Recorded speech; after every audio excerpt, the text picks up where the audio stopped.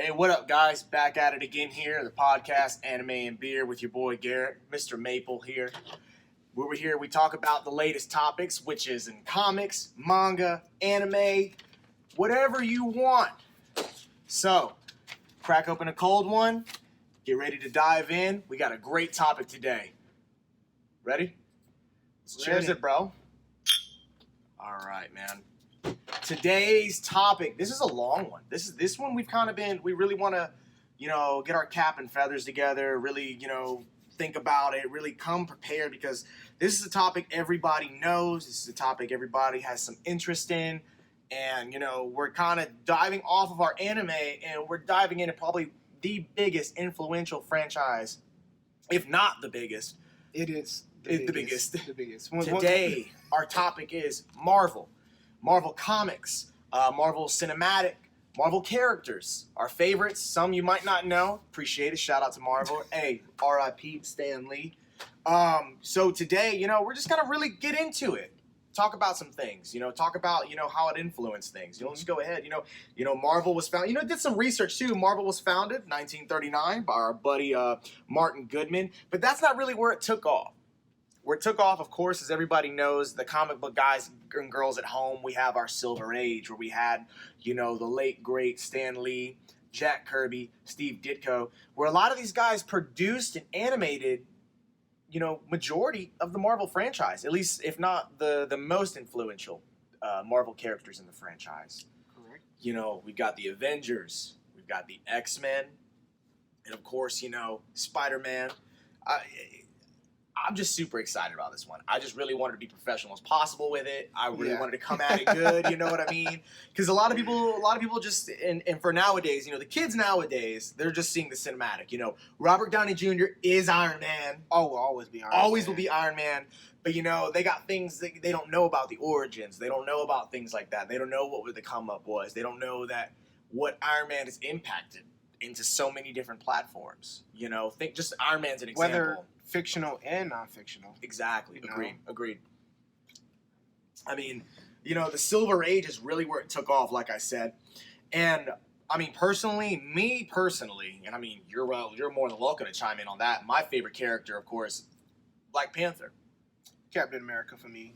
Which is ironically how they corresponded, because if y'all didn't know, Black Panther in the comic books kicks Cap's ass. Just because he kind of caught him off guard.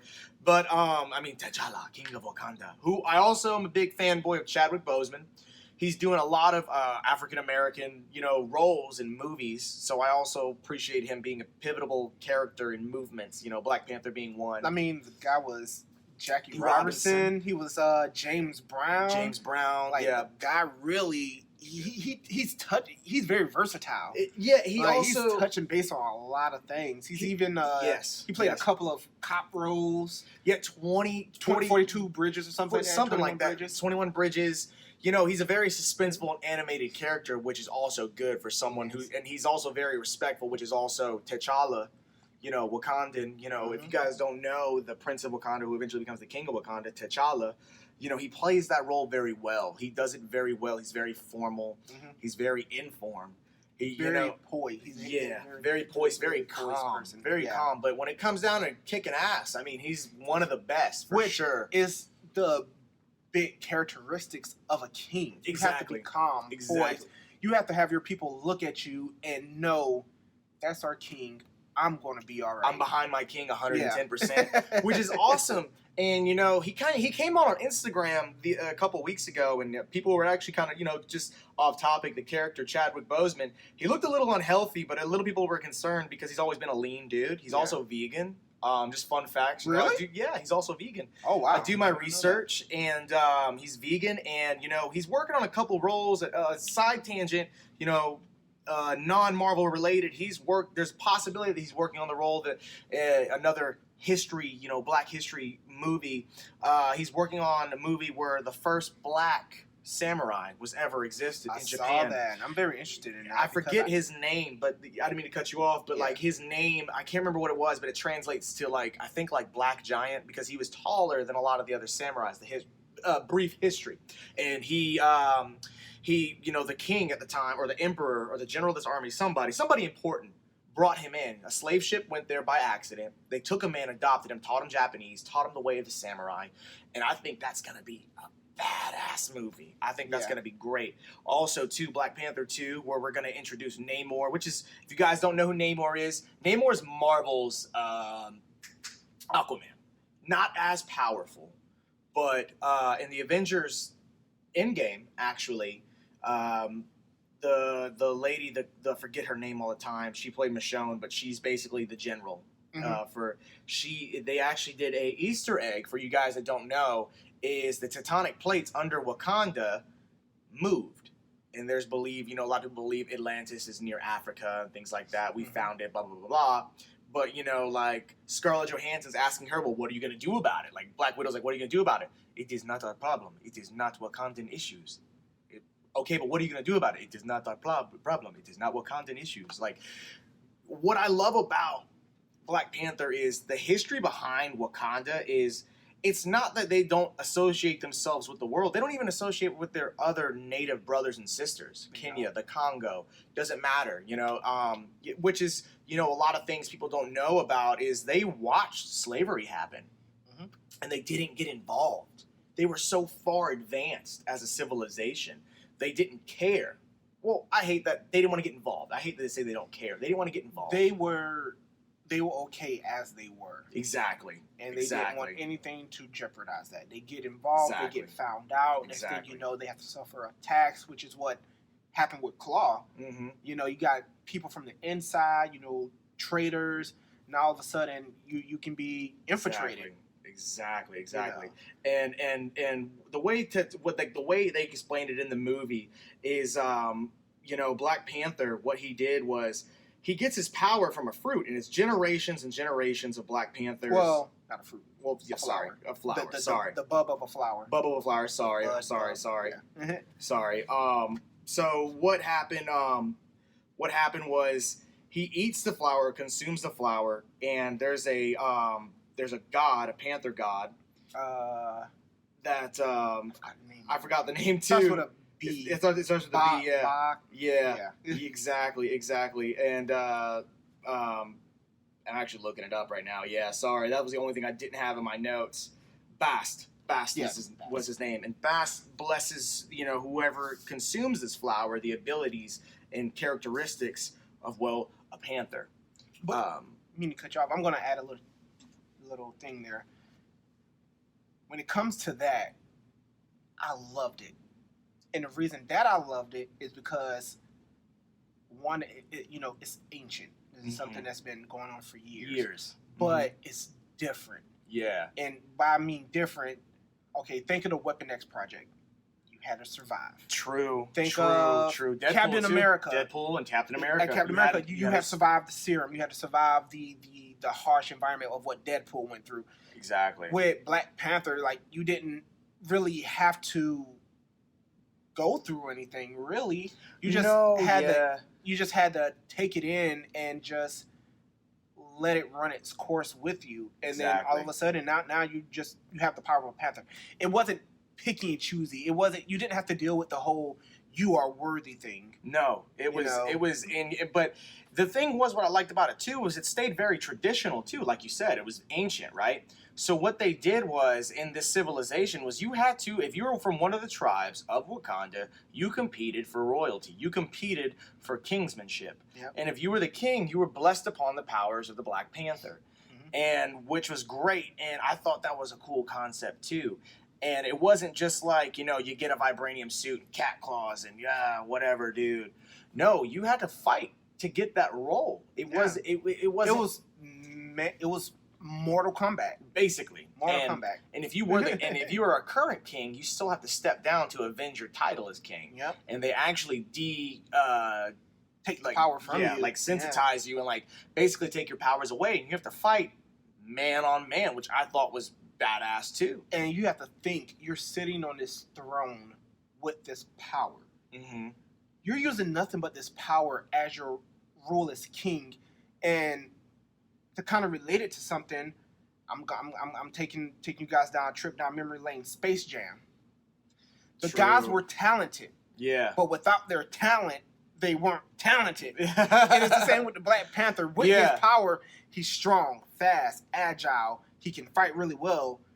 You take that power away, I mean, he's still strong and fast. He has mastered multiple martial arts. T'Challa has mastered multiple martial arts. He has a PhD. So, he's very intelligent. So you take that power away, and you're going against people who train to take that away from you. Everybody knows the tradition. Everybody knows that when you step up to the king, his powers are being stripped. Mm-hmm. So really, all you have to focus on is what he can do. Exactly. So you're training, you're lifting weights, you're taking martial arts.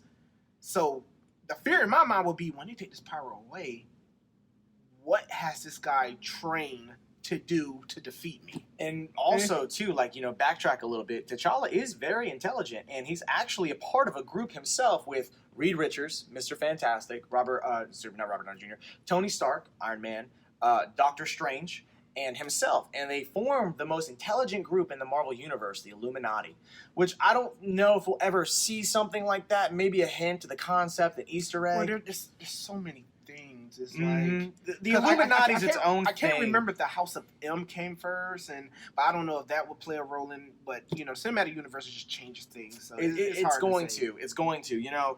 And I mean, as far as Black Panther goes, that's my favorite character. I mean, I love the idea. I love the vibranium. They made a whole fictional mineral that has vast properties in itself, which is awesome. And, for him to come along and become one of the Avengers, to extend Wakanda's repertoire and just kind of let it out in the world a little bit, little by little. Because even Captain America gets a vibranium shield at one point. And he gets the vibranium shield, hey, we're transitioning over to Captain America, man. This is your guy, he is worthy. He holds Mjolnir. He's America, bro. Transitioning over. So you said Captain America is your favorite character, the first Avenger. Captain America is my favorite, and for those who don't know, which pretty sure everybody does, Captain America, he was I don't know. He's my favorite, but the thing with me that everyone would know, when there's a lot to take in, it's a lot. So I don't remember everything. So I'm not going to sit here and tell you when he was born or whatever, but he goes back to the wars, like World War I and things like that. But he was a scrawny dude, wanted to fight for his country, but due to his size, he couldn't gain weight. Mm-hmm. Which made him weak, but they always told him no. We're in today's age, tell me I can't get into the military. Yes, but he was very very patriotic. Fighting for your country meant you were all in. When they came home wearing those, in their uniforms. That's what I'm trying to say. In their uniforms, they were the cream of the crop. Exactly. And military still holds a very prominent thing today. But back then, there were actual wars. He was in World War II, for instance. Mm-hmm. So, going off on a tangent there, but a doctor comes to him and says, hey, I understand you want to fight for your country, but, they say you're too small, you're too weak. I can help you with that. Which introduces the soldier serum. He takes it. Fast forward, he becomes Captain America. Awesome guy. He goes in, guns blazing, which was the early Captain America. And after a while, he went to kind of like a whole Batman thing. No killing. He just knocks you out with his shield. He's always been a bad SOB for sure. Cap is a G. I do love Chris Evans as an actor. I love Chris Evans. Chris Evans did a great role as far as the cinematic. And coming from a lot, American Pie. Yeah. No, not American Pie. Not Another Teen Movie. Yeah, not Another Teen Movie. Which was a parody to American Pie. And he was the Human Torch. Human Torch. Yeah. Yeah, he was. So he, it's like the saying goes. You. What it is, you come full circle. I don't know. What is it like? You die a villain, or you live long enough to see yourself become a hero. Yeah, basically. He did a great role. He did a great role, man. And what I love about Cap, man, is Cap touches base with everybody. He does. he's seen a lot. He's dealt with a lot, and I think that's what makes him great. He has that wisdom. He has that knowledge. Yeah. Of how how people used to think compared to how they think now. War tactics.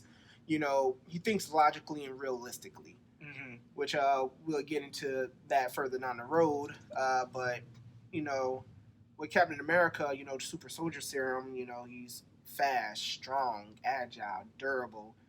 He has like the strength of like 20 men. Yeah. So we have visitors. What's up, dude? We're filming a podcast. Yeah, you're good, man. If you guys don't know at home, I teach martial arts, and I know during the whole pandemic, we're slowly kind of opening everything back up and getting back to normal and just having fun, really. But we really just it's a hectic time, so we're trying to film, we're trying to live our lives, trying to get normal schedules together. But this episode has been put off for so long. We're gonna get it done. So long. We're gonna get it done. Doesn't matter what. And where are we at? So the super soldier serum, though, I mean, it's been duplicated and then flawed. For instance, the Hulk. Things like the Hulk. The gamma radiation. Things like with certain lineages tied. I don't really know specifically, but things like Spider-Man getting bit by the radioactive spider and things like that. Everybody tried to duplicate the super soldier serum. And for those who don't know, Natasha, aka Black Widow, is also a user of the super soldier serum. Oh. Which explains why she's as great of an assassin as she is. Wow. Okay. And if you never noticed, she doesn't age. Very true. Very true. Like, she doesn't age and things like that, but it's like the things with Marvel and the things that go on with it, whether it's comic books, cinematic, character, everybody brings something to the table. And Cap was the glue. He was the glue. He brought the logic, the realism to the group, to the Avengers. He made everybody see everything for what it was. Mm-hmm. Hey, I wouldn't do that. Why? Because realistically, if you did it, the world would blow up. Yeah. Yeah. And I do that. Why? Well, because logically, it's impossible. I do like the little quip between him and Iron Man, in the movie, and I'm pretty sure something might have correlated within the comics. It's like, what are you without the suit? What are you without your serum? It's like, you're never a guy that can sacrifice. You're never a guy that can give anything up, kind of back and forth. Mm-hmm. And they both took the opposite role that they're not used to. And, someone like Captain America, it's even funny, even Civil War and a lot of things like that. He had a very moral outlook on it. He didn't, I can understand where Iron Man was coming from. It's like, we need to be on the books. We need to be, because, he, a lot of people don't know is like Iron Man, Stark Industries, a lot of their weapons and things like that were used for war. He didn't want to be involved with that. We should be held accountable for, here's the accolades for it. We can get paid. We can, get insurance. You just have to give your info and your powers to the government. And Cap's like, we're not doing this for glory or satisfaction. We're just doing it because it's the right thing to do. And a lot of people don't, it can be misconstrued. I can understand both sides. It's like, yeah, we should be held accountable, but privacy is privacy, hence Black Panther, don't fuck with Wakanda. Like, don't do it. Their history is, just don't do it. Don't do it. It's like, why are there cat claws in my chest from 1942? Oh, he went to Wakanda. What the hell is in Wakanda that did that to him? Like, they never found out things like that. Yeah. And so, you fast forward over to someone. I mean, not only that, it's just like, when he did, there was a particular person, I can't remember her name, who was helping the slaves, and it's like, you roll up to camp. Hey, where are my slaves? It's like, well, they were taken. Well, where are they? We can't find them. And it's like, where'd they go? Exactly. I don't know. Well, in the beginning of the movie, everybody kind of, it's like, well, it's like it's all of Africa, and it's like yes and no, because backtracking to that, he only went after that truck because there was a Wakandan native in that truck. If it was just a bunch of girls, and they were getting sex trafficked, a lot of people don't know that. Mm-hmm. If it was just a bunch of normal girls, yeah, T'Challa wouldn't have gotten involved, but there was somebody of Wakandan on that he cared about and was his ex-girlfriend, but still, Wakandan, our problem. You're not Wakandan, not our problem. Which is funny because a lot of people were, not to get racial, a lot of black people were going to the movies. They didn't stay for the Easter egg at the end of the movie. I'm like, why didn't you stay? It's like, oh my gosh, finally a black superhero. Like, we're just gonna forget about Blank Man and Meteor Man. We're not gonna touch base on that. We're gonna forget about the parody people. They're going dressing like Coming to America, and it's like, if only you knew. What you're seeing is not the full story. Like we said, like they really didn't care about the rest of Africa. They stayed to themselves because they were safe, they were comfortable. And then a lot of people were like, oh my gosh, she finally got the girl she wanted. And it's like, that's not the girl he's going to stay with. Yeah, exactly. And even Marvel, man, Marvel has a lot of black empowered superheroes. It was, of course you have Blade, who's kind of an anti-hero. You have Blade, you have now a black Spider-Man. You have a multitude of people. But the whole race thing, I mean, the new Ironheart, the new Iron Man, the animated series, is a black woman. So, I mean, like, it's nobody, me growing up, I'm biracial, I'm black and white, you're black, but, like, no one really cared about the whole race thing in the comic books. No one cared the Hulk's freaking green. Who gives a shit? Like, no one cared about it until it was brought up. But at the same time, too, like, I didn't care Spider-Man was a white dude. I cared because he was a nerd. He just wanted to read comic books, chill, and do science stuff. Like, I was like, I like to do that stuff. I didn't care his name was Peter. Can relate. Yeah, I can relate, and it doesn't really matter. But yeah, when the movie came out, it came out in February. It was a huge breakthrough. It was a huge thing, It didn't really matter, but at the same time too. What up? Another student of mine, guys. Sorry. Well, one guy's visiting, one guy's a student. Anyway, so the whole thing was when it came into play, it was kind of like, oh my gosh. A black guy. I was like, that's racist. What are you doing? Like, it's like, there's always been black people. There's always been black superheroes. We don't have to make a big deal about it, everybody. He wears a cape. He wears a mask. He goes and fights crime. Who cares if he's black? It's the fact that he was attached to a big name. Well, and it was, and the funny thing is like, he was written by Stan Lee and Jack Kirby, who you guys don't know, during the Silver Age in 1966 was his debut in the comic books, by two white dudes. A black superhero was made by two white dudes from America, not from Africa. Go figure. Who they probably didn't know shit about Africa at the time, no disrespect to Stan Lee, and they made a whole fictional country in Africa. But what can you do? He's one of the best Avengers, though. Like, he's alongside Captain America, which is like Captain America, too. His history. He came, like, his whole backstory. I believe his family were immigrants. And he came, like, from a Swedish family or something like that. Like, he's fought a bunch of racist tyranny in comic books. Mm-hmm. Like, the guy fought Nazi Germany. And nobody's talking about that. Like, the guy was defending the Jews. He was a superhero. He was defending the Jews. He was defending everybody. And, at the end of Endgame, do I think he should have went back in time and came back old and, live his life? No, because he had more crime fighting to do. But, hey, happy ending for him in the cinematic universe. No big deal. No harm, no foul. He passed the torch over to the Falcon, who's also a black guy. So but him and Bucky, that's gonna be a good movie. That's gonna be good. I think they're gonna get along for the sake of Steve. Well, yeah, that was the whole point. Them getting that chemistry, because like in real life, those actors, like they all hang out. Like all the Avengers cast, like they hang out. They go fishing. They go to Thanksgiving together, Christmas, you name it. They FaceTime on holidays.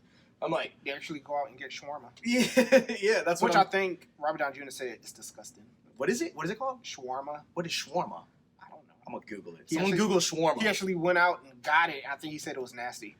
Dude, yeah. And then the guy who plays Falcon, he likes to fish a lot. He goes fishing all the time.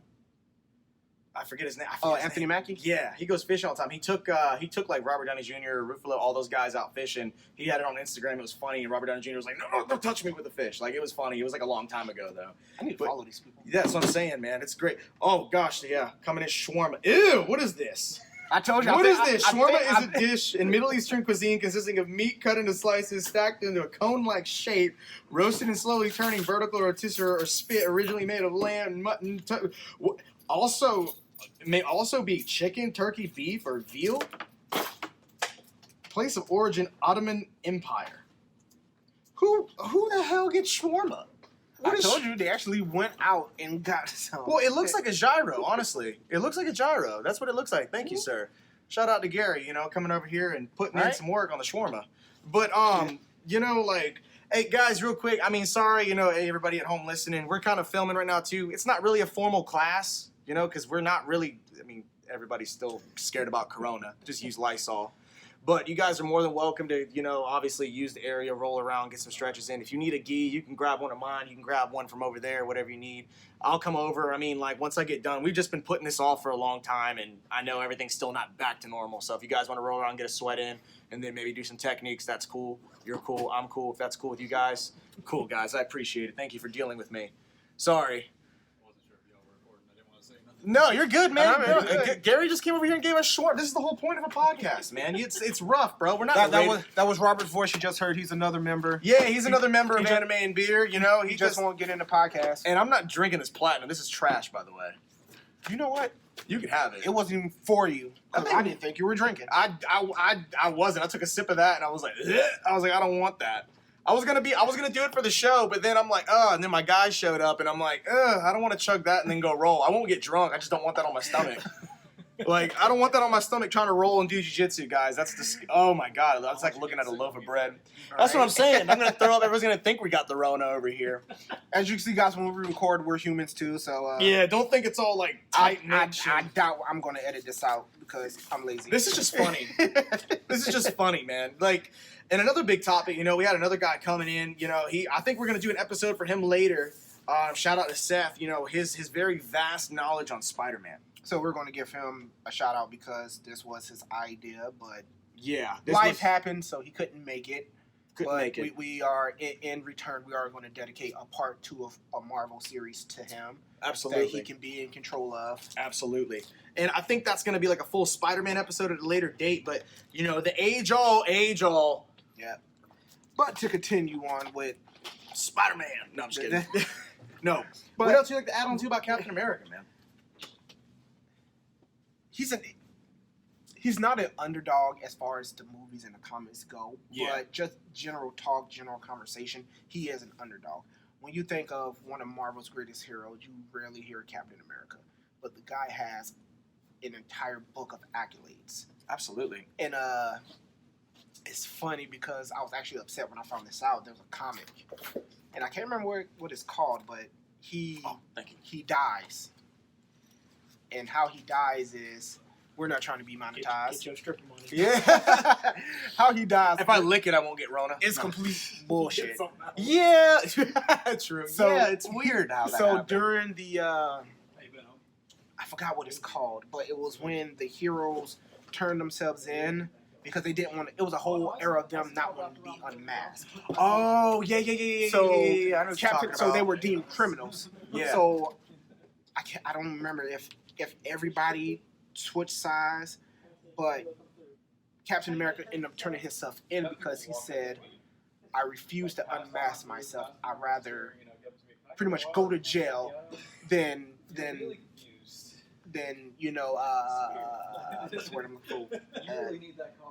Be a traitor to myself, I guess you could say, for a lack of the word I'm looking for. I got you. So he's handcuffed. There's people rallying up like, free my nigga Cap.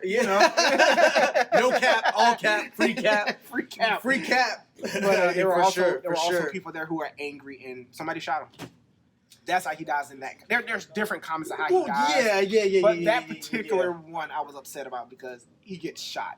He's handcuffed and somebody just sneaks up and just, pow. Who the hell shoots Mr. I call him Mr. America. Yeah. Like, what? That's I didn't know that. That's kind of for the history books for me. But he's an underdog.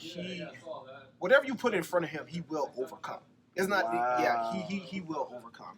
He's done so much for everybody. He's sacrificed a lot. His self is a sacrifice. He had to sacrifice himself to defeat Red Skull, which caused himself to freeze. Yeah. And then be thawed out. That whole origin story. The origin story. Yeah, for sure. And I'm kind of glad you didn't like it. I loved it. I'm glad he put his Put the mantle down. Put the mantle down. He put his. To me, he was being selfish. If he would have stayed young, Captain America, and stayed in the present, he would have been selfish. I'm just being biased. You know what I mean? Like, I know what you mean. It's kind of like when you watched Hugh Jackman as Wolverine. It's like no one's ever gonna be another Wolverine. I don't care who you put in that get up. It's not. No Hugh Jackman. But the whole thing is with Captain America was. What I like about it is when his mantle changes, like the principle of his character is still the same. They have their own twist on it, sure. And like when Falcon gets it, when Bucky gets it, they're kind of carrying on his legacy, and they kind of stay true to Cap, and that's how much like impact Captain has on people. Like in the Civil War movie, and even in the comic books, he's an old soul. He's an old soul, man. Like I remember him, like I said, him fighting like racist people in comic books, because comic books actually handle a lot of that. I think he punched Hitler in the face with it. Yeah, he punched Hitler in the face, and he also like there was like a Klan member in like this comic book episode, and he wanted to kill. It was like it was a recent topic, and it was like immigrants in America, and this guy was like basically like a racist Klan, like ex-Marine, and he beat the brakes off of Cap, and Cap's telling him. He's like, how can you? He's like, well, he's telling Cap, he's like, how can you defend these illegal immigrants? You're America. You represent the essence of America. Blah, blah, blah, blah, yada, yada, yada. America, white power. In a way, is basically what he's saying. Yeah. And Cap responds, he goes, I come from illegal immigrants. My grandparents and my parents, everybody's from Sweden. They came here with barely any money in their pocket. That's why I joined the military. And, like, he's like, we all are immigrants to a certain extent. Cap for president. He's old enough. You know what I mean? So like when in Civil War where he finds out like Spider-Man's just a kid, and he's like, he's from New York. He's like, oh, where are you from? Queens. He goes, where are you from? Brooklyn. Yeah. Which I also thought was cool. And I might ask Seth, and feel free to anybody correct me at home, is what they did was they kind of flopped it. Is Miles is from Brooklyn. He's not from Queens. He's from Brooklyn. And I'm like. Which I think in most other universes, shout out, Miles is, Miles is a G. Miles is a G, and what I loved about that is I think he's the only Spider-Man that's like, as far as the essence of New York, he's still the only one that's from Brooklyn. I think he's the only one from Brooklyn. The rest of them represent Queens in their other universes. Yeah, which is super cool. And Into the Spider-Verse I thought was phenomenal. Tom Holland is doing a great job, but I liked where, he just... Where are you from? New York? What part? Like, that's Cap. Cap's like, oh, you're just a kid. Yeah, he's like, where you from, kid? Yeah. And then he's holding... He's holding Cap's shield. He has Spider, like snatches the shield, and he grabs it, and he's on the car. No, he knocked down the walkway to the airplane. Oh, yeah. And he's like, where you from, kid? He's like, Queens. He's like... Brooklyn. runs off. Yeah. Exactly. Which is cool because Spider-Man is also too a guy that touches base everywhere. Touches base on all spectrums in the Marvel, and that's why we shout out to Seth too. Is like he knows his Spider-Man stuff from comic books to cinematic and things like that. Which is also a topic we can also talk about with him. Which is also funny is we're gonna get into the cinematic. Who was the best cinematic Spider-Man? And we talked about this. Yeah, there we go. Yeah, right. That's like a whole topic. People are just kind of like, ah. And what Seth pointed out was super interesting. Was he said was Tobey Maguire was a good Spider-Man. He says he was a good Spider-Man simply because he was the most mature Spider-Man. He goes, which in a way we agree too, as far as like him being a good Peter Parker and him being older. And it was the mature Spider-Man we weren't ready for. If that Spider-Man were to come out now, he would probably be through in every Avenger movie. Spider-Man, he went through everything anybody else went. First Spider-Man, bullying, your crush, trying to make money, losing a family member. Second Spider-Man, your role model turned bad. I think he still was in high school, or he just graduated. With what, when he got his powers? Second Spider-Man. Second Spider-Man? Was one with Doc Ock. Oh, yeah, he was in college. Dealing with friendship, dealing with the struggles of college. Yeah. Third Spider-Man, overcoming all that. Yeah, he did a great job. And then, I feel like Andrew Garfield was cut short. You know, I liked him. You know, I mean, like, yeah, he was a much more confident Peter Parker. He was a very confident Peter Parker, and Tom Holland just got in at the right freaking time. He picked up the torch and just backflipped. Yeah, the guy's a gymnast. To the Olympic. He just turned 21. I think he's 21, 22. I mean, the guy's got, like, honestly, my opinion, I want him to do like 8 more Spider-Man movies. Personally, me. He's funny. He's confident. He's yeah. Honestly, he's his own entity as Spider-Man. Honestly. Which is cool, and I love how it keeps resurfacing that they want to do a multiverse with Tom Holland. Tom Holland's down. I think Tobey Maguire came out of nowhere and said something about, like, I'd be interested in that. You know, Tobey Maguire's like, I'll be old man Spider-Man, like being like a mentor, which they might do because I don't know if they're going to touch base with Madam Web at all. You guys can roll them if you want to put a timer on or something, guys. It's just. No, I just keep looking at Robert because Robert keeps looking at me. Robert's a dork. Like he's interested in the conversation. Yeah, you know. But they do need to do Madam Web because she was a very important part in the original Spider-Man TV show. Yeah, she was like the mentor to Spider-Man later down the line. Is like, this is why this is happening. This is why your powers are this way. This is why your powers are that way. Yeah, you were chosen. This is why the spider totem needs to get introduced. Yeah. Yeah. So she played a very important role in explaining a lot of things that was going. She was like, pretty much, to me, in layman's terms, she was just like, oh, you just thought you were just bit by a spider? No, it goes deeper than that. Like they added a whole once again I gotta ask Seth, but like they added a whole god in premise, kind of like that you were chosen. Like this was a higher than you. This wasn't just any spider. This wasn't just any time frame. This wasn't on accident. This was purposely done. Like you were chosen, and they kind of do something like that with I believe Spider-Man Noir. He found a Spider-Man tomb, like a spider tomb of a god, and he got bit by one of the spiders out of this old tomb. And feel free to correct me at home or anybody at home, you know, because I remember them touching base on multiverses of Spider-Man. I vaguely remember. I know his origin, but I don't know how. I can't remember how he got his powers. Well, he on an exploration went into like this tomb, and there was this vase that was like had a spider on it.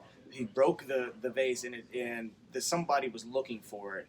And they got bit and basically had like a hallucination. Like they freaked out and I believe passed out and died. He gets bit. This version of Peter Parker gets bit, and this version of Peter Parker, you know, the entity within the spider of the bite confronted him. He's like, "What do you want? What's your goal?" He's like, "Dude, I'm scared out of my mind." He was just honest. Because wasn't Spider-Man Noir? Wasn't he like from like? It was like a Renaissance. Russia? It was like a Renaissance. It was like the black and gray era. Like he was. For some reason, I'm thinking Russia. I can't.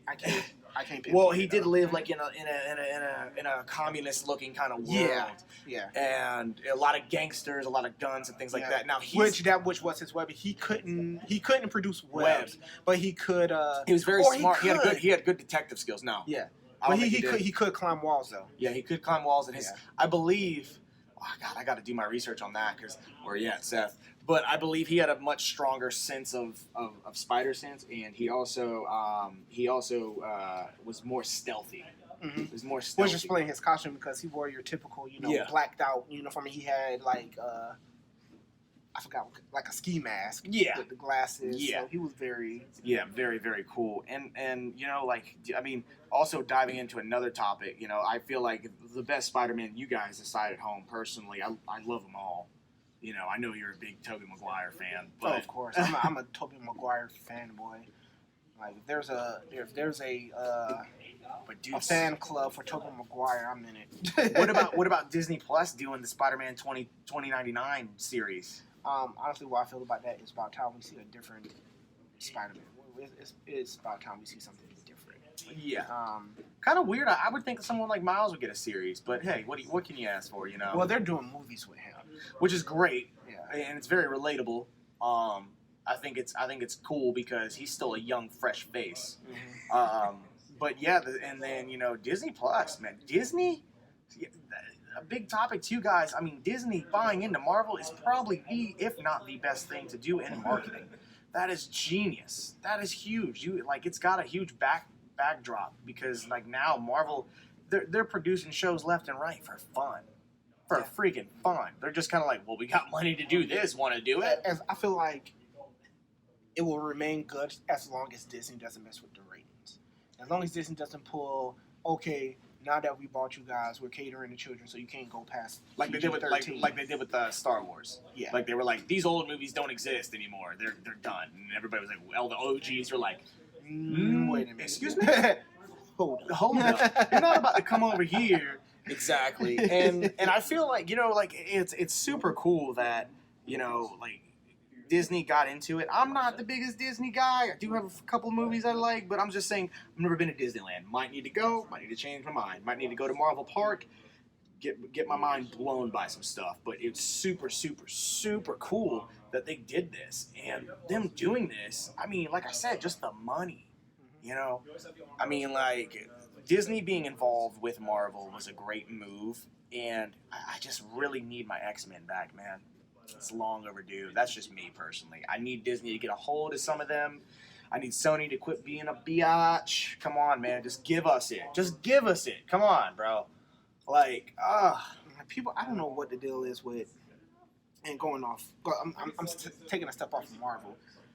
People need to stop hogging what people want to see. There's so much good content, so much stuff to be done. Absolutely. That the fans want to see, the fans will pay money for. Absolutely. And people are hogging it.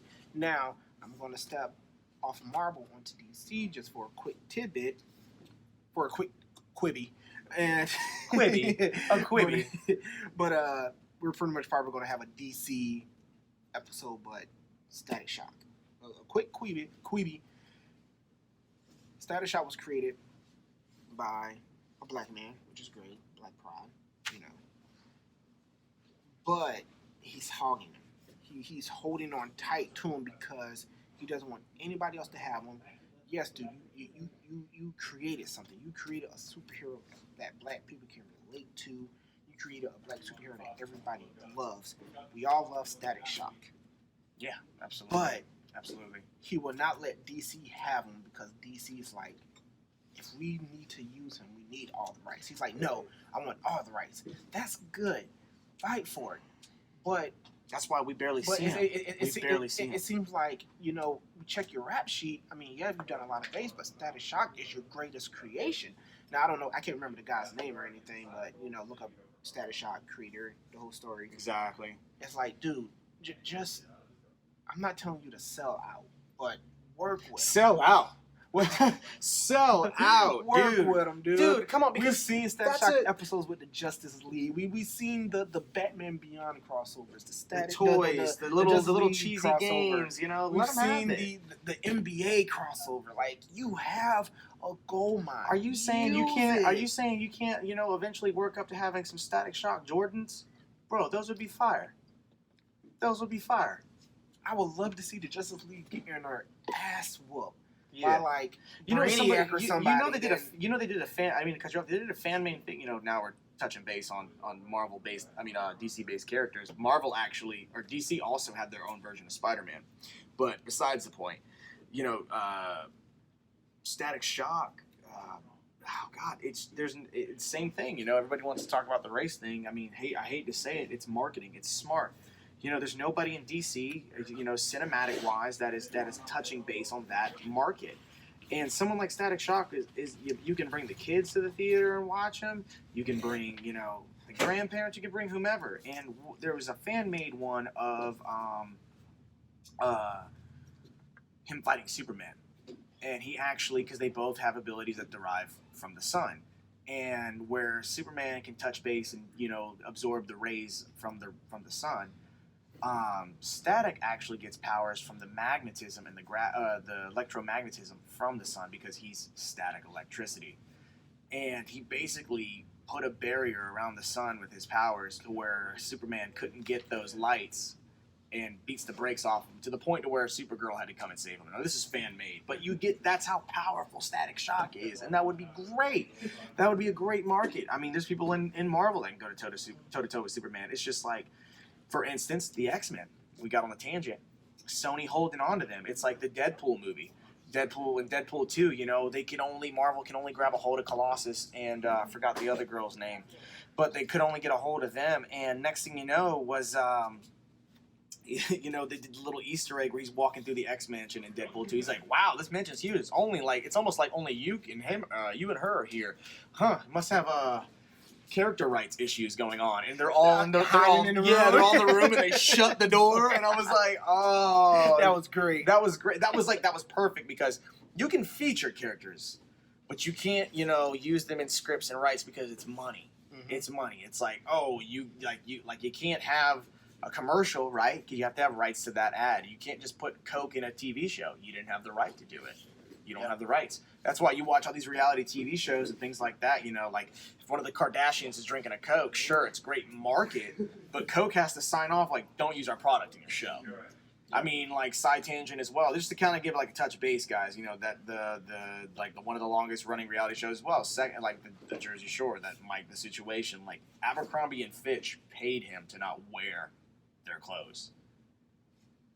Yeah. What? Yeah, they paid him to not wear his clothes, and then they ended up turning around and marketing off of his name. Like, yeah. How does that look? Like, yeah. You wear that's all you wear, and then someone pays you pretty much to change your wardrobe. Because it was a bad rep for the brand, and it was because it was clothes. That's about the only thing that's kind of hard to get because you can't tell someone what not to wear. Yeah. Like you can't expect them to come on the show naked. Exactly. Like I have to wear something, and you're not about to force me to wear just blank T-shirts. But you know, diving into movies and rights and characters, I mean, like another topic too is, do you have a favorite cinematic scene? We're just jumping all over the place. To get back on track to the list here, though, but cinematic scene. I have one, but it's super hard because, you know, to be honest, I love them all. Marvel's favorite cinematic scene.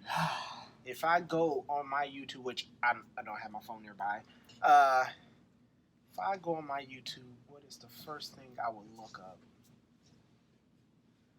Punch him in the face! Sorry, my guys are grappling right now. I just think it's funny. It will probably be where Captain America lifts the hammer. Mine too. That's mine too. That's mine too. Not even kidding. I mean, did we plan that? Because we didn't plan that. That's my favorite. I have it written down right here, actually. I have it written here. Captain America is worthy. That's what I have written down. It has to be that. You know, just the moment I was in the theater, and my wife took me out to see the movie. You know, day one. I went with my girlfriend. Yeah, Endgame was awesome. Eating a tin of popcorn, got a blanket. And, you had a blanket? Yeah, she got me a blanket. That's dope. Blanket. That's dope. That's dope. And she got me the little popcorn tin. But other than that, you know, I'm watching, you know, Thanos is just wailing on Thor, and then the hammer lifts. And I'm sitting here thinking, like, I knew what happened. Just from reading the comics, I knew what happened, but I'm like, they like to change things. Absolutely. Y'all know that. Absolutely. So I'm sitting here like, absolutely. Okay, Thor's calling his hammer to him. But it lifts up really slow. Mm-hmm. Then all of a sudden, Thanos gets hit, and I'm like, Thor, badass. Then it flies back. Cap, yeah. Dude, yeah, absolutely. Then Thor's like, I knew it. Yeah, he's like, which they referenced in Age of Ultron. I don't know if he moved it a little bit in Age of Ultron. I don't know if you can go back and watch it when they're all playing around. Do you know why? I thought you might have. It was you. If you don't remember, then it's not you that told me. I read it. Know why? Because he's pure of heart? No. Because he is worthy? No. Because he is... In Age of Ultron, apparently he doesn't know. In Age of Ultron, when we see all the Avengers try to lift Thor's hammer, Chris Evans, a.k.a. Steve Rogers, a.k.a. Captain America, moves it a little bit. A little bit. I remember that. Thor kind of... Fun fact, he got worried. Yeah, Thor was like, the reason I'm dragging, what happens is Captain America goes to lift it. He moves it. Yep. He could actually lift it at that point. Really? He moves it. He's like, should I do this? Gears started turning. He said, should I do this? Or should I just let Thor keep his pride as a god? Keep his pride as a god, the god of thunder. Yeah, exactly. He doesn't lift it for that reason. In Age of Ultron, it was revealed Captain America could have lifted then, but he didn't for the sake of Thor's pride. Cap's a good dude. Cap's a good dude. He struggles. So after it moves, it hits him, and then he just pretends to struggle. Cap's a good dude. Cap's a good dude. That's crazy. And also, too, I don't know if you know. Oh, and I mean, cut you off. Oh, go ahead. That's where the phrase "I knew it" came from. It goes back to the Age of Ultron. He knew Captain could lift it, but he just chose not to. Exactly. And also, too, it's in the comic books, and it's never revealed also in the movies and in animated series. Hulk picks it up, too. But he literally is the only person that picks it up with brute strength. He picks it up. Okay, because there's two comics. So I'm thinking the one I'm thinking about came first. I think the first time he lifts it, it was due to gravity. Well, he lifts it up because they were in space or something like that. No, this is actually it was a cameo. Well, I'm going off the reference where the Avengers were first trying to come together, and they did the cameo in the movie where I believe it was Age of Ultron. But this is also canon to when the Avengers first came together, and Hulk's on a rampage. They're trying to recruit Hulk, but Hulk's on a rampage. Mm-hmm. Thor proceeds to pursue Hulk. Hulk, puny god, laughing around about it, but they're fighting, and he keeps whipping. Thor, he keeps whipping Hulk's ass with the hammer. Basically, throws it past him, comes back. The hammer's on the ground at this point, and Hulk grabs it. And, he's like Jediing Hulk around, and he's like, come on, Green Giant, pick it up. And Hulk's getting mad. And we all know Hulk gets stronger the madder he gets.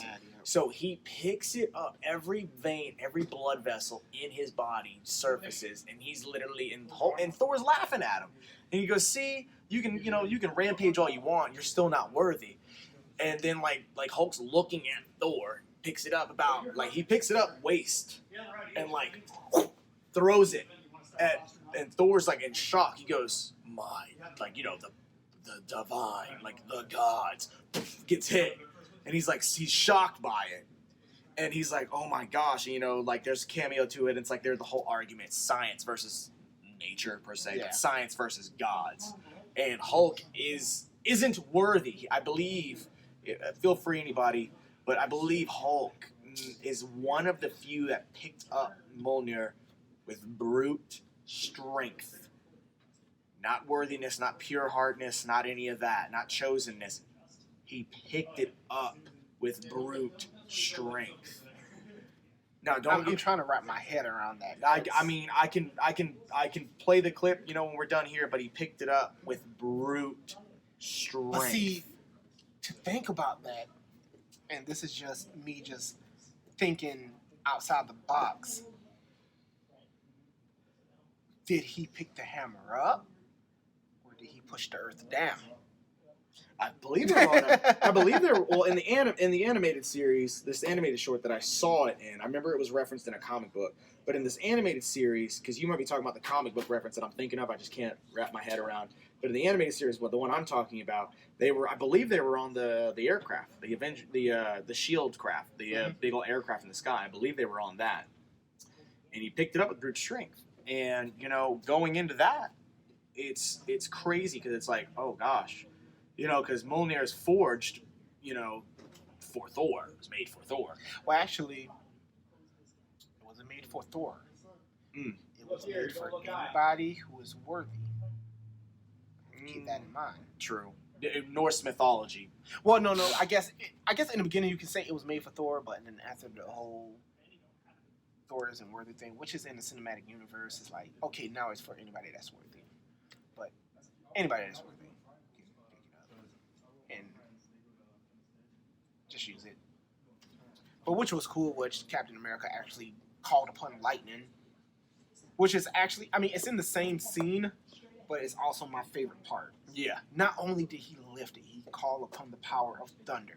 Which is crazy because, you know what I mean? It's just man, dude, Cap is worthy. Now, don't get me wrong, if Cap stuck around, and I thought it was funny, too, they did, the little Easter egg, he gets, Stormbreaker 2, and then Thor's give me that one. You take the little one. You get the little one.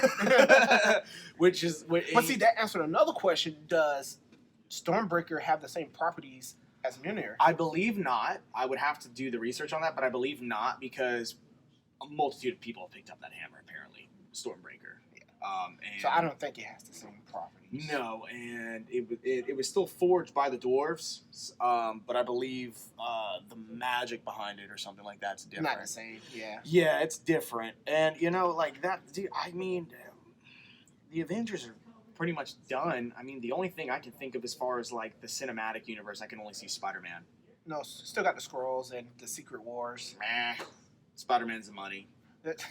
I'm just being honest. Like, I'm not saying that I think that's why they're trying to fuse the Skrulls with Spider-Man. Oh yeah, okay. Because you remember we saw Skrulls at the end of Far From Homecoming.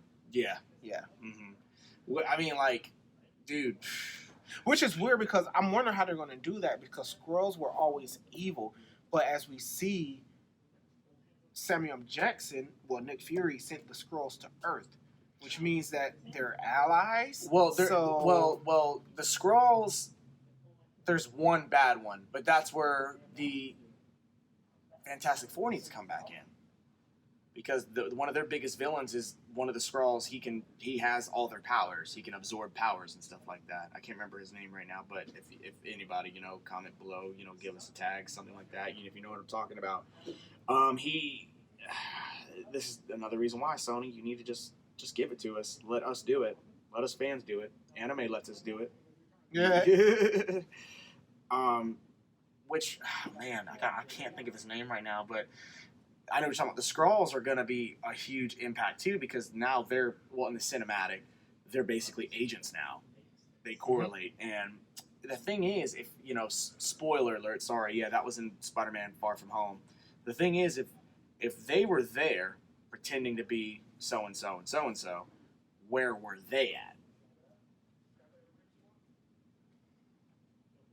Good question. Mm-hmm. And we all know, if you haven't seen the ending of Far From Home, go watch it. Great. Don't care. Jake Gyllenhaal did a phenomenal job. I love Tom Holland. But the ending of that was just wait a minute. Because now they need suspense. They need suspense because Endgame, it's done. It's post Endgame. It's we don't have our OGs. Hey, Tom Holland, you are the cinematic universe. Yeah. You need to do something with it. Okay, and of course, apparently Seth told me they don't give Tom Holland scripts, when he's not filming. Here's your next. They don't pregame it anymore because he has he gave out a lot of spoilers in YouTube and stuff, and I think that's on purpose. I don't care what you say. Yeah, there's no way you're. I mean, come on now. I mean, you have a multi-million-dollar movie script in your brain. You can't just walk around for months in advance telling people about it.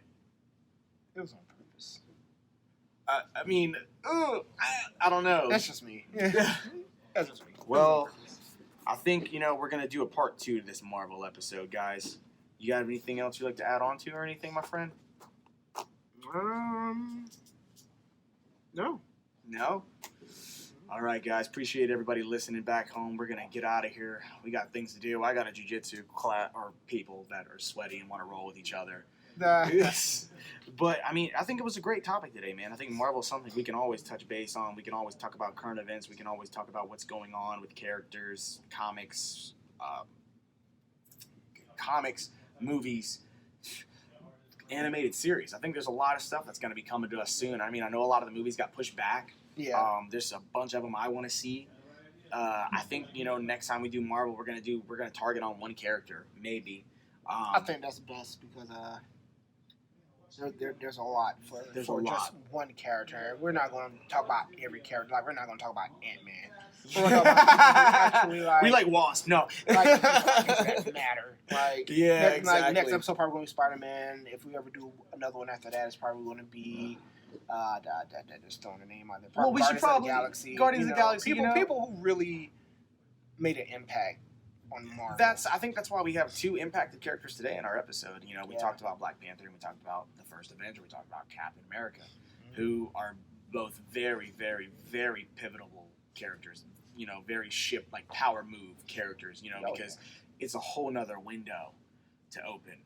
And, hey, guys, if you're listening and everything like that back home, we're going to put this episode up, obviously, as soon as possible. But thanks for listening. Tune in next time to our episode of Anime and Beer, where we talk about anime, comic books, manga, while drinking beer. While drinking beer.